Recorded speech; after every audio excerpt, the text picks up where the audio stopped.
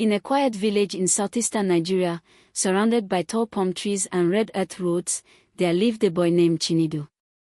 Chinedu was not rich. His father was a struggling farmer, and his mother sold roasted corn and akara at the local market. Their small mud house leaked whenever the rain came heavily, and many nights the family slept on one mat spread across the floor. Yet Chinedu carried something unusual. He had eyes that could see future blessings. Not exactly the future itself. Not accidents. Not lottery numbers. Not hidden treasures. He saw blessings before they arrived. Whenever someone was about to experience something good in the future, Chinedu would see a faint golden light around that person. At first, he thought everyone could see it. But when he was 7 years old, he realized he was different. One afternoon, while helping his mother sell akara at the village market, he noticed a golden glow surrounding an old widow named Mama Nkechi. The woman looked miserable. Her wrapper was torn. Her basket was almost empty. Many people ignored her. Yet the golden light around her was brighter than sunlight. "Mama," Chinedu said. "Yes, my son. Something good is coming for you." The old woman laughed.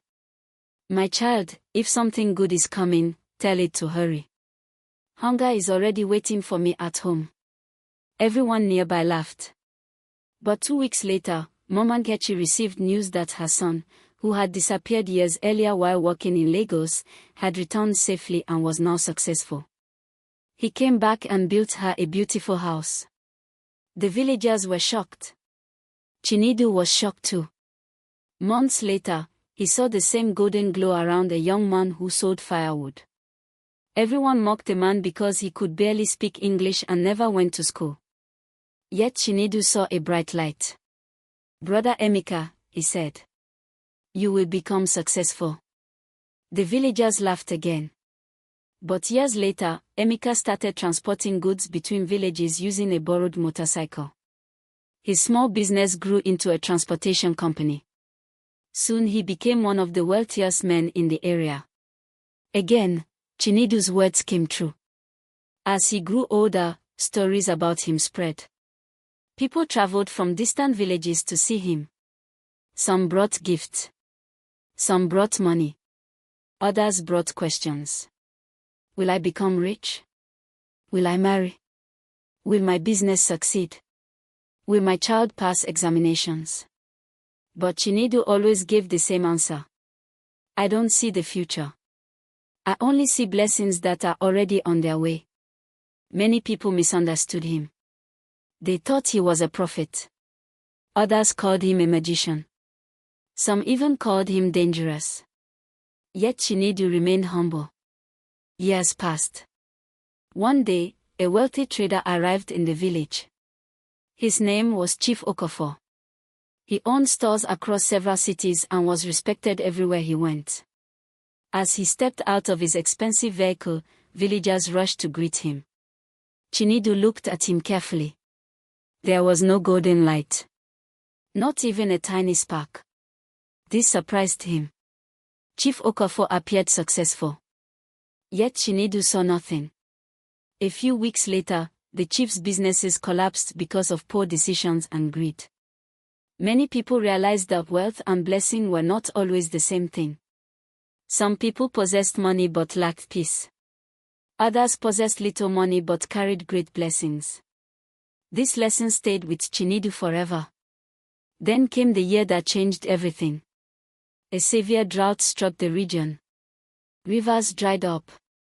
Crops failed. Farmers cried. Families struggled. Hunger spread across many villages. Even Chinedu's family suffered. His father's farmland produced almost nothing. His mother's customers became fewer every day. The little money they had disappeared. One evening, Chinedu sat outside staring at the sunset. For the first time in his life, fear entered his heart. What if things never get better, he asked himself. The next morning, he walked through the village. People looked hopeless. Children cried from hunger. Men sat under trees discussing their problems. Women worried about feeding their families. Then something strange happened. Everywhere Chinedu looked, he saw golden lights. Bright lights. Hundreds of them. Around farmers. Around widows. Around children. Around struggling families. The entire village seemed to glow. His heart raced. He had never seen anything like it. He ran home immediately. "Father," he shouted. His father looked up. "What happened?" "I see blessings everywhere." His father sighed. "My son, people are starving." "I know. There is no food." "I know. There is no money." "I know." "Then what blessing are you talking about?" Chinedu looked into his father's tired eyes. "The blessing is coming after this hardship." His father shook his head. But Chinedu could not ignore what he had seen. For weeks he walked from house to house encouraging people. "Don't give up. Keep planting. Keep working. Keep believing." Some listened. Others mocked him. Can blessings fill empty stomachs? Can hope pay debts? Can faith bring rain? Yet Chinedu continued encouraging them. Then one day, government agricultural officers arrived. A large farming initiative was launched. Improved seedlings were distributed. Irrigation systems were introduced. Training programs were organized. Within months, the region began recovering. The following farming season became one of the most productive in local history. Harvests multiplied. Families prospered. Businesses reopened. Children returned to school. The village experienced abundance once again. People celebrated. Many remembered Chinedu's words. But the greatest test of his life was still ahead. At 19 years old, Chinedu dreamed of attending university. He wanted to study agriculture so he could help farmers improve their lives. Unfortunately, his family could not afford tuition. Not even close. His father sold part of the family land. His mother worked longer hours. Still, the money was not enough. The admission deadline approached. One evening, Chinedu sat alone behind their house. For the first time, he wished he could see his own future blessings. He had spent years seeing blessings for others. But when he looked at himself, he saw nothing. No golden light. No sign. Nothing. Tears rolled down his cheeks. "God," he whispered, "why can I see blessings for everyone except myself?" Days passed. The deadline drew nearer. Then an unexpected visitor arrived. It was Emeka, the former firewood seller who had become successful. He parked his vehicle outside their compound. "Chinedu," he said with a smile. "I heard you gained admission." "Yes." "Why do you look sad?" "I can't pay." Emeka remained silent for a moment. Then he laughed softly. "Do you remember when I sold firewood?" "Of course. You were the only person who believed in me." Chinedu smiled weakly. Emeka handed him an envelope. "What is this?" "Your university fees." Chinedu stared in disbelief. The envelope contained enough money for tuition, accommodation, books, and living expenses. His knees nearly gave way. He cried openly. Not because of the money, but because he finally understood something. Sometimes blessings are already coming, even when we cannot see them. University life was not easy. Many students came from wealthy families. Chinedu often felt inadequate. Some classmates owned laptops and expensive phones. He struggled to buy textbooks. Yet he worked harder than everyone else. While others slept, he studied. While others complained, he learned. While others wasted opportunities, he valued every moment. Years later, he graduated among the best students in his department. The village celebrated his success. His parents cried tears of joy. But another lesson awaited him. After graduation, jobs were scarce. Months became years. Applications were rejected repeatedly. Friends moved ahead. Some traveled abroad. Others secured good employment. Meanwhile, Chinedu remained unemployed. People began asking uncomfortable questions. Where is your miracle now? You see blessings, don't you?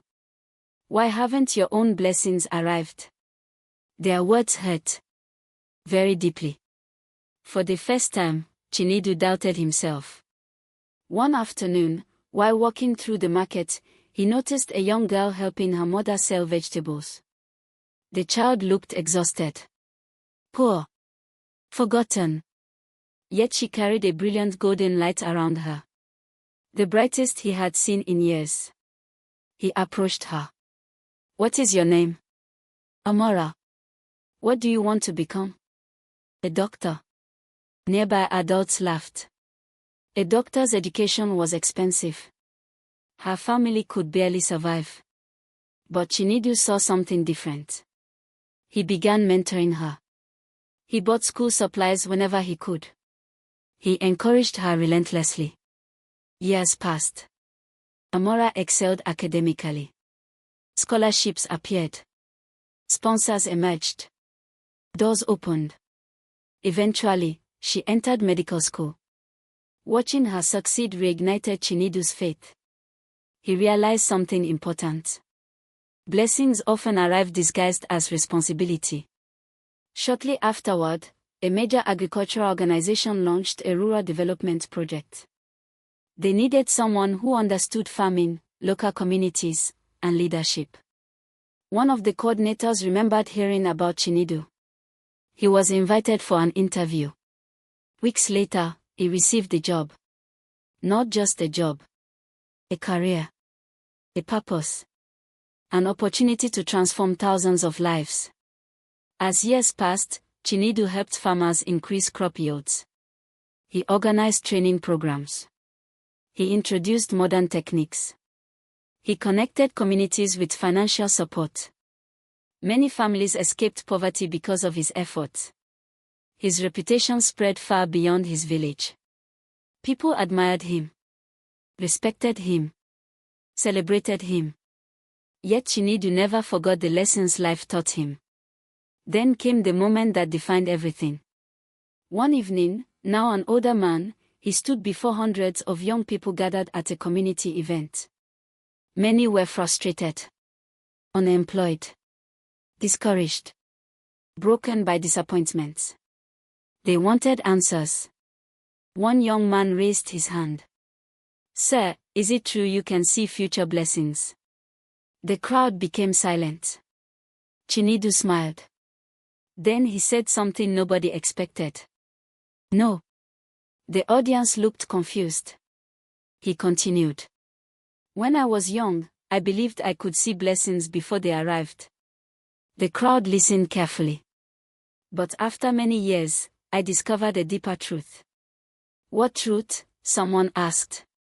Chinedu looked across the audience. The real blessing was never the golden light. The crowd remained silent. The real blessing was hope.